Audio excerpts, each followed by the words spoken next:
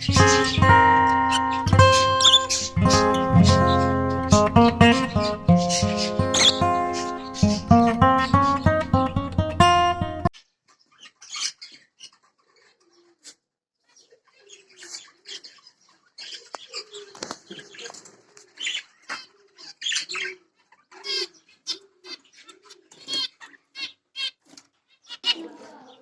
عليكم أحبتي الكرام، في فيديو جديد على قناتكم براك تي في لتربية الطيور والحمام الزينة. أولا وقبل كل شيء كنعتذر المتابعي الكرام على التأخر في وضع فيديو على القناة، لكن الالتزامات ولضيق الوقت. لكن صراحة سأحاول قدر الإمكان في كل مرة أضع فيديو، فيديو فيه معلومات وفيه بعض المعلومات التي ستفيدكم في تربية طيور الزينة. واليوم أمامنا زوج من الطيور، وهي من طيور الحب. واليوم سأختصر عليك أخي الموضوع، الجهد والبحث، وسأزودك بكل المعلومات المتعلقة بطيور الحب، بعيدا عن تلك المعلومات التي يروج لها والتي لا أساس لها من الصحة. وسأضمن لك أخي المولوع عند انتهائك من مشاهدة هذا الفيديو أنك ستكون قادر على تربية الحب من دون مساعدة أحد. والزوج الذي أمامنا هو زوج من طيور الرز، وهذا الطائر ينتمي أيضا إلى فصيلة طيور الحب. لذلك فهو هذا الطائر فهو رمز للحب والوفاء في الطيور. وتم العثور على هذا الطائر لأول مرة في القارة الإفريقية. والاسم العلمي لهذا الطائر أغابورنيس، وبالفرنسية يقولون له بليزانسيباغابل. وطبيعة الفضولية لهذا الطائر جعلت منه أكثر الطيور الأليفة والجميلة الممكن تربيتها بالمنزل. وسبب تسميته بطائر الحب لتعلق الزوج الواحد منه ببعضهما البعض، تعلقا شديدا، فإنني فقد أحدهما الآخر فلا يمكن تعويضه بسهولة، إذ يرفض الفرد الآخر الارتباط مع أنثى أو ذكر، ذكر أخرى. ولي ويمكن لطيور الحب أن تستمر على قيد الحياة لأكثر من 10 سنوات، إن وجدت العناية والتغذية المناسبة. وكما تلاحظون أحبتي الكرام، فهذا الزوج من طيور الحب أو طيور الحب تشمل نوعان. هناك طيور الرز وطيور الفيشر. هناك تشابه. في فيديو آخر إن شاء الله سأعطيكم بقى المعلومات التي تمكنكم من التفرقة بين طيور الحب وطيور الفيشر. فطيور الرز تعتبر من الطيور صعبة في التمييز بين الجنسين. ذلك أن هناك تشابه كبير بين الذكر والأنثى. لذلك احرص أخي عند اقتنائك للطائر أن تتأكد تمام التأكد من جنسه. فهناك بعض الفوارق البسيطة التي يمكنها أن تساعدك في التمييز بين الذكر والأنثى. فالأنثى تميل أن تقف على الغصن ورجليها متتابعتين أكثر من الذكر، وتكون أيضا أكبر من الذكر من حيث الحجم، ولديها أيضا عظم الوراك أكبر من الذكر. كما تلاحظون هنا تبين الفرق. كما تلاحظون الأنثى بيضاء بيضاء أخضر شيئا ما. كنلاحظون الحجم هي أكبر بقليل من الذكر.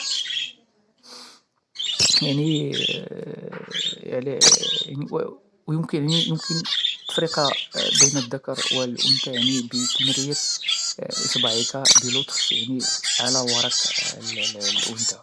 وهناك أيضا طريقتان بالنسبة للتربية، كما قلنا في جميع الطيور، فهناك طريقتان في التربية، الطريقة الجماعية والطريقة الفردية. يعني في التربية في مجموعات أو كل زوج على حدة. فبالنسبة للمولوع الذي يهتم باللون والطفرات، يعني فطريقة كل زوج على حدة هي الأمثل والأنسب صراحة، وهي التي أستعملها يعني في تربية طيوري، لأنها سهلة وتوفر الأمان، ولا يحدث يعني شجار بين الطيور.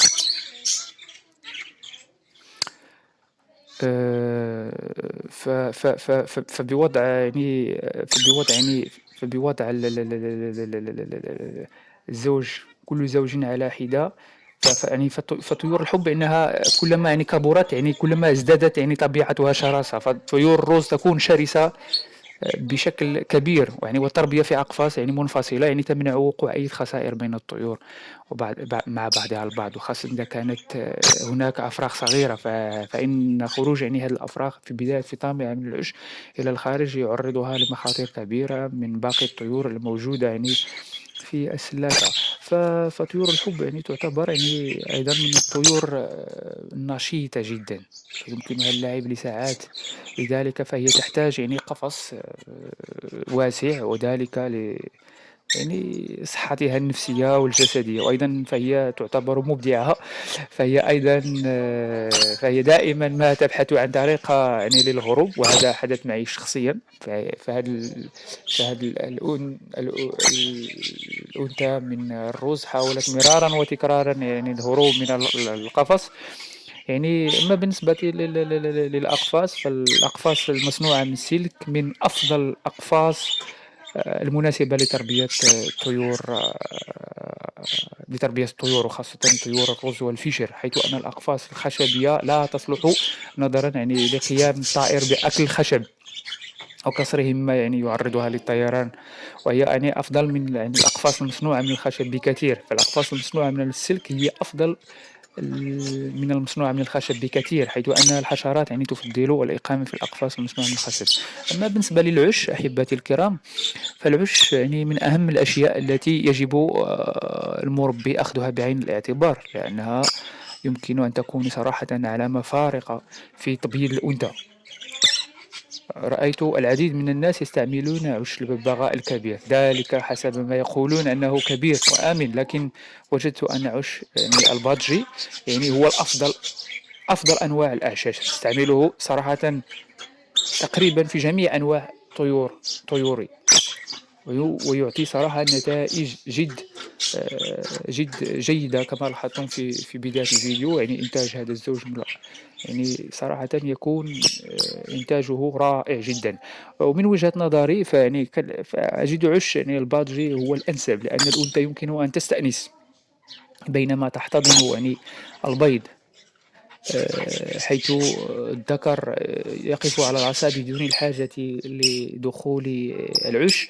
أيضا أنه مناسب لمنع البيض من الكسر. أفضل طريقة لوضعه هي تعليقه يعني خارج القفص. وصراحة ومن المفاتيح يعني أيضا في الرئيسية، ومن المفاتيح يعني الرئيسية للحفاظ على صحة طائر الحب هي تزويده بالأطعمة المتنوعة. فالتغذية الرئيسية لطيور الحب في البرية هي البذور والفواكه وبعض الأعشاب. طيور الحب دائما يعني لا تقبل الأغذية الجديدة في أسلوب نظامها الغذائي، لذلك فيستوجب على المربي يعني تنويع الأغذية للطائر. ويجب أن ننبه أولا يعني أن تكون يعني الحبوب يعني طازجة خالية من المبيدات والمواد الحافظة. ومن الأطعمة التي يمكن إعطاؤها لطيور الحب مثل بذور عباد الشمس والبلكم والذرة والحبوب التي توفر يعني على توفيرها يعني لطيور الحب على للحصول يعني على طيور جيدة بصحة جيدة. وذلك يعني من بين الأطعمة أيضًا يعني الدنيبة والشوفان والقمح والأرز. يعني بالنسبة للخضر كالجزر، الخس، الطماطم، الخيار، التفاح، الموز، العنب، البطيخ، يعني البرتقال، يعني يعني مع مراعاة يعني غسل هذه الخضار والفاكهة جيدًا، يعني لما قد تحتويه من المبيدات. أما بالنسبة للأحماض الأملاح المعدنية يستحب يعني عدم الإكثار من إعطاء هذه الفيتامينات لما لها من خطورة في التعرض للطيور للتسمم. يعني بعد يعني أن تصل يعني الطيور إلى عمر 6 أو 8 من 6 إلى 7 أشهر تقريبًا تبدأ مرحلة جديدة في حياتها، وهي مرحلة البلوغ. إلى أنها تصل هذه الطيور الروز إلى مرحلة البلوغ التام في عمر يعني 10 أشهر تقريبًا. ونظرًا لصعوبة التعرف على يعني الذكر والأنثى كما قلت في بداية الفيديو نوعًا ما في سن 6 و7 أشهر، فإنه يجب على في هذه المرحلة يعني بالذات أن يقوم المربي بمتابعة طيوره جيدًا. بعد يعني أن يتأكد من اختيار الذكر والأنثى والتوافق بينهم. يعني تأتي مرحلة جديدة يعني في حياة الطائر، وهي مرحلة التزاوج بين الطيور. يعني بعد أن تبدأ الطيور في التآلف مع بعضها البعض، كما يتبين لكم في هذا الزوج. يعني يتم نقل كل زوج من الطيور إلى قفص مفرغ حتى يتم يعني الاستعداد للتزاوج بين الذكر والأنثى. هنا يجب أذكر المربي بأنه يجب عليه أن يختار أقفاص مناسبة للطيور كما قلت، أن يكون ذات حجم مناسب. آآ بعد أن يتم التزاوج بين الطيور تبدأ الأنثى في تكوين البيض استعدادًا لوضع البيض. ويجب على المربي في هذه المرحلة يعني مراعاة بعض الأمور مثل عدم تحريك الأقفاص كثيرًا من مكانها مما يسبب قلق للطائر، وكذلك الاهتمام بالطائر المقدم يعني الاهتمام يعني بالطعام المقدم للطيور من حيث الجودة والتنوع، بوضع يعني البيض كالبيض المسلوق. صراحةً البيض المسلوق يساعد الطائر في تكوين يعني في تكوين البيض، وخاصة أنه من الأغذية الهامة أثناء فترة تكوين البيض. وكذلك الاهتمام بوضع عظام الكالسيوم مما يسمى بعظم السيبيا على طول السنة لما له من فائدة للطائر.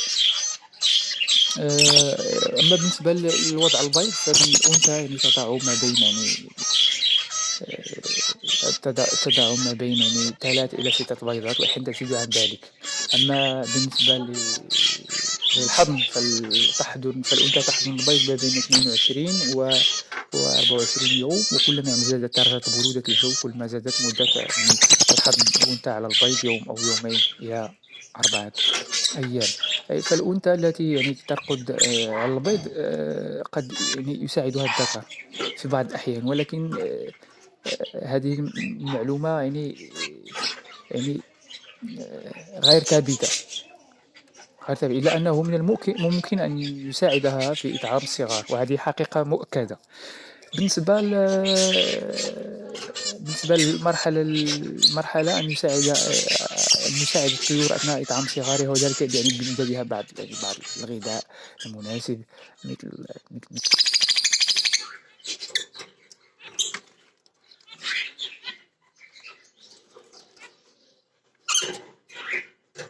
يعني كما قلت لكم أحبتي الكرام. يعني فعلى المربي يعني في هذه المرحلة يعني مرحلة يعني لما تكون الفراخ داخل العش أن يساعد الطيور أثناء إطعامها لصغارها، وذلك يعني بإمدادها يعني بالغذاء المناسب من اليوم الأول للفقس. يعتبر يعني يعني البيض المسلوق أهم عنصر صراحة غذائي للأفراخ الصغيرة التي فقست حديثًا.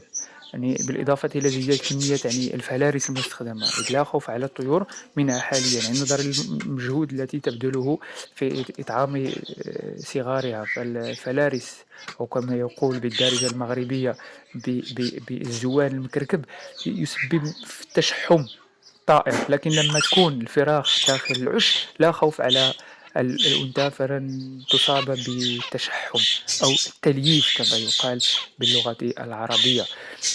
يعني إمدادها بكل ما تحتاج له من طعام مع تنويع هذا الطعام هذا الغذاء. يعني في هذه المرحلة يعني تحتاج الطيور وتحتاج الفراخ لغذاء متنوع، وكلما قمت بتنويع الأغذية التي تقدمها للزوج كلما كبرت، الفراخ بصحة جيدة. ونصيحة أقدمها لأحبتي الكرام هي يعني أن لا نقوم بإطعام الزوج لما تكون الفراخ بالخص. الخص لما تكون الفراخ داخل يكون الفراخ داخل العش، يعني من المستحب عدم إطعامها الخس أو الخضار حتى تبلغ 15 يوم فما فوق. يعني بالنسبة كما قلت لكم أحبتي الكرام، بعد نمو الفراخ الصغيرة، يقوم المربي بعزل هذه الطيور الصغيرة وإقدامها، كما قلت من أجل أن يدخل الزوج في مرحلة إنتاج جديدة، حيث أن بعد عزل هذه الطيور الصغيرة ويجب على المربي أن يتابعها كما قلت ليوم أو يومين حتى يتأكد من أنها تأكل وتشرب. ولا مانع من التأكل من خلال الإمساك بالطائر والتحسس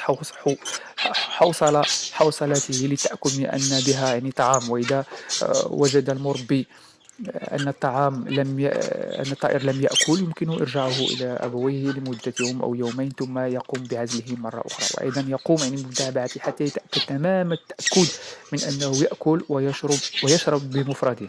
يجب أيضا على المربي أثناء فترة البيض والرقاد عليه أن يقلل نوعا ما من حبوب الفراس كما قلت، فهي تسبب يعني ال- التشحم أو التليس. والبيض يعني يعني